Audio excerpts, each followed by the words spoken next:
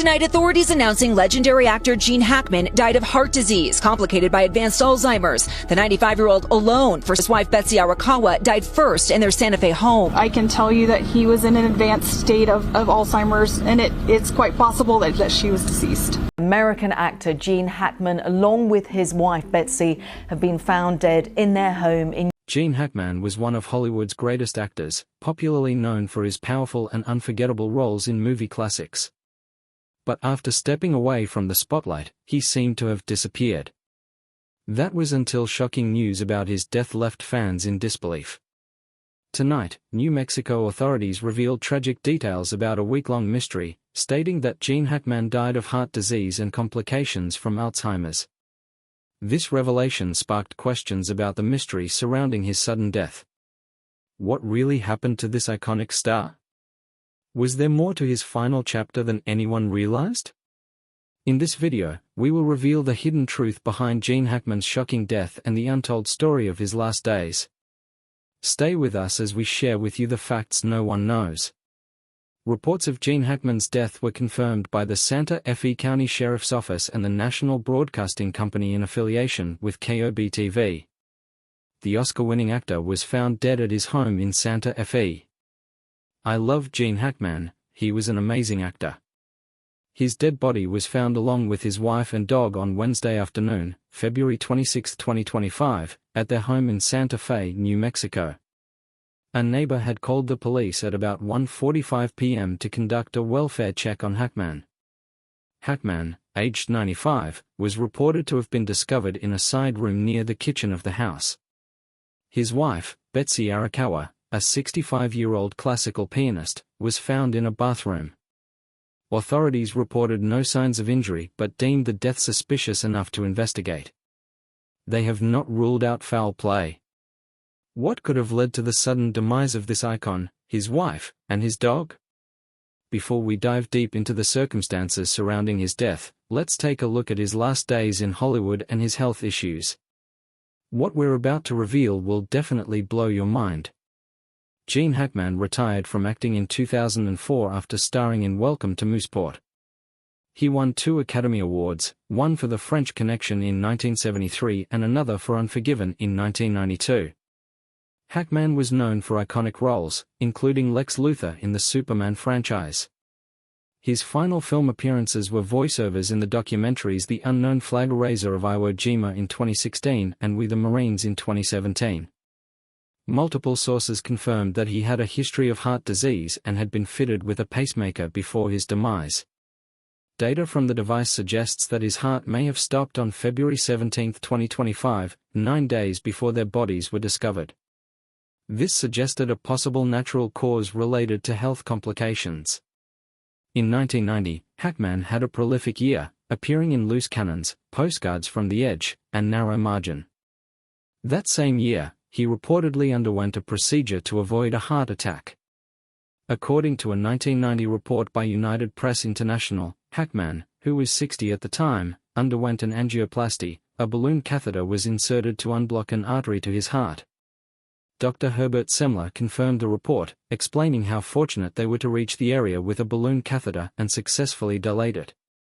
Hackman had been experiencing chest pains that eventually radiated down one of his arms while on vacation in Oregon. Hackman later confirmed that he had undergone angioplasty in a 2004 interview with talk show host Larry King. When asked if he was scared about the procedure, he admitted to having a normal fear of passing away. "I have the normal fear of passing away, you know. I guess we all think about that, especially when you get to be a certain age." He emphasized that he wanted to ensure his wife and family were well taken care of. Later that year, Hackman confirmed that he had no future projects lined up and that it was probably all over for him in Hollywood. Investigators are now considering whether any external factors contributed to the death of the legendary actor, his wife, and their dog. Initially, authorities misidentified one of the couple's dogs, which was also found deceased at the scene. In addition to his heart issues, Hackman was injured in 2012 when he was hit by a car while riding his bike in Isla Mirada, Florida. The Florida Highway Patrol confirmed the report, stating that Hackman, who was 81 at the time, was not wearing a helmet when a pickup truck struck the rear tire of his bike. The Highway Patrol reported that he was airlifted to Ryder Trauma Center in Miami. His spokeswoman later told Reuters that he was only airlifted because he was on an island, not because of the severity of his injuries. Now, the question everyone is asking is, what exactly caused his death? What are investigators saying about Gene Hackman's passing? Brace yourself for far more exciting revelations. At 95 years old, Hackman's passing has led to an ongoing investigation into the cause of his death.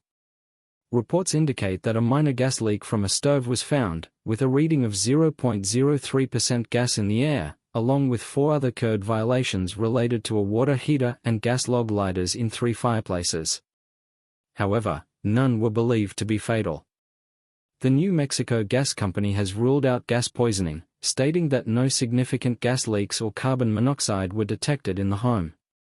Toxicology reports are still pending and could take weeks to finalize. Investigators also discovered pills near Betsy's body, further raising questions about the couple's death. Multiple accounts from family and those close to the late actor and his wife indicate that the couple withdrew from everyone in their final days and weeks. As the investigation into the mysterious deaths of Gene Hackman and Betsy Arakawa enters its second phase, more details are emerging. Reports from the Santa Fe Sheriff's Office concluded that the 2-time Academy Award winner and his wife did not die from carbon monoxide poisoning, ending speculation that a gas leak was to blame. Police reports indicate that neither of them showed signs of external trauma. Hackman's pacemaker had sent its last record on February 17, suggesting that he had been dead for at least a week before his body was discovered slumped over in a mudroom off the kitchen.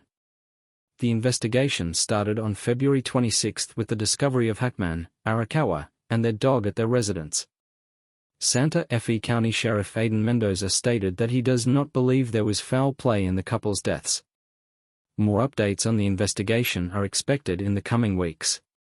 Hackman's death has generated widespread reactions from family and friends. Over the weekend, loved ones spoke with various publications about his declining health and changes in his behavior. Daniel and Barbara Linehan, close friends of Hackman and Arakawa, stated that Hackman was really slipping in his final months. Daniel described him as essentially homebound. Barbara added that around a year ago, he stopped riding his bike through the neighborhood. Aaron Linehan explained that Betsy took excellent care of Hackman in his twilight years. She kept him active by encouraging yoga and puzzles. She was also very protective of him regarding COVID-19 and was often seen wearing a mask. Hackman's good friend Doug Lanham echoed these claims, stating that Betsy ensured he maintained a healthy diet. He added that they were one of the closest couples he had ever seen, real-life partners who were kind and fun to be around. Despite these claims, Hackman's daughter, Leslie Ann Hackman, told the Daily Mail that there was no indication of health problems before his death. She insisted that, despite his age, he was in very good physical condition. Leslie Ann and her siblings initially suspected a gas leak, but authorities ruled that out. However, she admitted that she had not spoken with her father for months before his death. Authorities are still piecing together a timeline of Hackman and Arakawa's final months. A personal calendar was among the items removed from the property during the search warrant execution. Hackman's nephew, Tim Hackman, stated that full toxicology reports are expected in a few months before any conclusions can be made. As the mystery around his death lingers, one of his beloved communities has paid tribute to him and his wife. The Santa Fe Film Commission honored the couple, recognizing Hackman's legendary career and the couple's deep connection to their community. Jennifer Labarra-Tapia emphasized that their loss was deeply felt in both the film industry and Santa Fe. Gene and Betsy were not only iconic figures but also cherished neighbors. Their kindness and generosity left a lasting impact on those around them. Just icons, but part of their family, she stressed that the community's thoughts are with their loved ones and all who knew them and admired them. She added that the primary reason for Friday's press conference was for Santa Fe County Sheriff Aiden Mendoza to update the public on what they had learned since Hackman and Arakawa's bodies were found on Wednesday, February. A local sheriff, during a press briefing, emphasized the need for a careful and detailed investigation to ascertain the true circumstances of the couple's deaths. Community members and fans alike are reportedly awaiting further developments as investigators conduct toxicology tests on both deceased individuals. As the inquiry into Gene Hackman and Betsy Arakawa's deaths unfolds, the public is still hopeful for clarity on this untimely tragedy. With the local authorities actively pursuing all leads, the case is believed to stand as a reminder of the unexpected nature of life and death, particularly within the realm of those we admire. The legacy of both Hackman and Arakawa and the mystery surrounding their demise will undoubtedly resonate with fans and the film industry for years to come. From losing her adoptive father soon after birth to carrying heavy burdens for her family, Sarah's path was never easy. She wrestled with her sexuality, endured romantic turmoil, and learned that self-care was essential to survive Hollywood's harsh glare. Dive into this raw account of tragedy and triumph that shaped Sarah Gilbert's true self. A childhood marked by loss and change, Sarah Gilbert was born on January 29, 1975, and from the very start, life dealt her a tough hand. Her adoptive father, Paul Gilbert, died of a brain hemorrhage shortly after her birth, leaving Sarah's mother, Barbara Cowan, to raise her baby alone. Seeking stability, Barbara remarried but ended up divorcing again, so Sarah spent her earliest years watching her family fall apart in different ways. Even before she fully understood the meaning of loss, she saw how delicate family life could be. On top of all this, Sarah had half-siblings who were already in show business. Melissa and Jonathan Gilbert starred in Little House on the Prairie, and seeing them act fueled Sarah's own dream of performing. Yet, it wasn't just ambition that drove her forward, it was also a need for a safe place in a world full of sudden changes. Acting seemed like a chance to shape her own story, even when everything at home felt so unsteady. In 1984, Sarah made a major decision to take the last name Gilbert after her mother's marriage to Paul came to an end. Though she lost him early in life, that name tied her to the memory of a father figure who had inspired her creative hopes. Her grandfather, Harry Crane, a co-creator of The Honeymooners, also deepened her family's ties to Hollywood. Surrounded by people in the entertainment industry, Sarah believed she was meant to perform, no matter the sadness and chaos in her personal world. As a child, Sarah also saw her loved ones struggle with money, especially when her father, Harold Abeles, hit hard times. She took on grown-up responsibilities, supporting him for a while as she tried to keep her own career afloat. The stress of balancing a budding acting path with family needs weighed heavily on her, but she refused to give up. She was determined to find her place in front of the camera despite all the sorrow that marked her early years. Sarah learned powerful lessons about strength and self-reliance. She discovered she couldn't change the past, but she could shape her own future. Each setback pushed her to try harder. Acting became more than a hobby, it was her way of coping and surviving. She relied on the support of her siblings, and each audition became a chance to prove she could rise above her sorrows. Overcoming the pain of her early years did not happen overnight, but every small victory showed her that new beginnings were always possible. Through those losses and constant changes, the foundations of Sarah Gilbert's strength were built, showing that heartbreak doesn't have to break you, it can light the path to a brighter tomorrow. The pressure of fame at a young age, Sarah Gilbert soared into the public eye at just 13 years old when she was cast as Darlene Connor on the hit sitcom Roseanne. Suddenly, the quiet girl from Santa Monica found herself juggling schoolwork with long days on set, earning nods from critics and fans alike for her sharp wit and natural charm. However, stepping into the spotlight so young also brought heavy expectations. Producers recognized her talent and shaped storylines around her, forcing Sarah to grow up much faster than her peers. All eyes were on every move she made, and she had to learn quickly how to handle fame without losing her sense of self. While most teenagers worried about tests and homework, Sarah faced constant media buzz and family stresses. Behind the scenes, her adoptive father, Paul Gilbert, died shortly after she was born, and her mother married and divorced again, adding emotional strain to her early life. Even with these private challenges, Sarah had to show up to work as a professional each day. The industry treated her like an adult in many ways, yet she was still a child trying to figure out who she wanted to be. Balancing fame with real-life heartache was a delicate act she couldn't escape. As the breakout star of Roseanne, Sarah's role was so pivotal that producers rearranged filming schedules when she enrolled at Yale University. Determined to nurture her independence and continue her education, young Sarah flew back and forth, shooting her scenes in New York while taking classes. Though it was an incredible opportunity, it also added pressure to an already busy life. She was grateful for the chance to pursue higher learning, yet she never had the luxury of stepping away from the public's gaze. Each success only fueled the demand for more appearances and more personal details. Off-camera, Sarah also struggled with questions about her sexuality and her relationship with her father, Harold, who faced financial troubles. She felt responsible for helping him, even as she fought to uphold the image of a confident young star. In truth, she was just trying to survive the scrutiny. Feeling torn between work and family obligations, constantly under the spotlight, Sarah found it difficult to preserve her privacy or process personal challenges on her own timeline. With every year spent in front of the camera, she risked losing the normal teenage experiences that most people take for granted. A painful relationship with her father, Sarah Gilbert knew heartbreak from an early age, but her struggles with her father, Harold Beals, were some of the hardest moments she faced. Her adoptive father, Paul Gilbert, passed away soon after she was born, leaving big gaps in her life. Then her mother remarried Harold, and for a while, Sarah hoped this man could be the dad she had always longed for. Yet, as she grew older and rose to fame on Roseanne, it became clear that Harold's personal problems would put her in a very difficult spot. Harold, once a respected lawyer, fell on hard times and looked to Sarah for financial help. Though she was barely out of her teens, Sarah found herself supporting him with the money she earned from acting.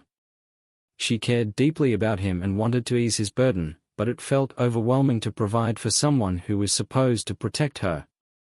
With each contribution she made, she questioned why the role of caregiver had fallen on her so young. She was only 18 or 19, but earning more than her father, who had lost his way. Their relationship turned tense as Sarah felt uncertain about how far her support should go. Eventually, she chose to stop giving Harold money. This decision weighed heavily on her heart. She realized how much he must have struggled with asking for her help in the first place. Even though it felt right to set these boundaries, she could not ignore the sadness that came from watching her father spiral. Years passed with hurt feelings on both sides, but when Harold fell seriously ill, Sarah stepped up once again. She became his main caregiver in his later years, standing by him when he needed her most. Despite the painful history and many regrets, she did her best to mend what was broken between them. By the time Harold passed away, Sarah had given much of her strength to their complicated bond, channeling her guilt and love into caring for him right up until the end. That final act of kindness helped her find some peace in the midst of their long, messy story. Neglected for years, a fight for balance and self-care. Sarah Gilbert's life behind the scenes was not always glamorous. Balancing a demanding acting career, personal relationships, and motherhood often left her feeling drained. Over the years, she realized the importance of looking after her own health, both physically and emotionally. Despite her success on shows like Roseanne, The Big Bang Theory, and The Conners, she struggled with carving out time to recharge and reconnect with what mattered most. Work took priority, and any extra time was spent caring for her children or traveling between sets. When Sarah co-created and co-hosted the daytime talk show The Talk, the hectic schedule became even tougher to handle. She felt a growing pull to slow down and be present for her family, yet she found it hard to step away from projects she had poured her heart into. This inner battle between ambition and self-preservation pushed her to examine how she managed her life. Eventually, Sarah had to face the tough truth: she could not do it all without changing something. As she left The Talk, Sarah spoke openly about needing to focus on her children and her own well-being. What do you think of Gene Hackman, his wife's, and his dog's death? How has his legacy inspired you? Let us know your thoughts in the comments section below. If you enjoyed the video, make sure you like, share, and subscribe. Also, click the next video shown on your screen, you will enjoy it.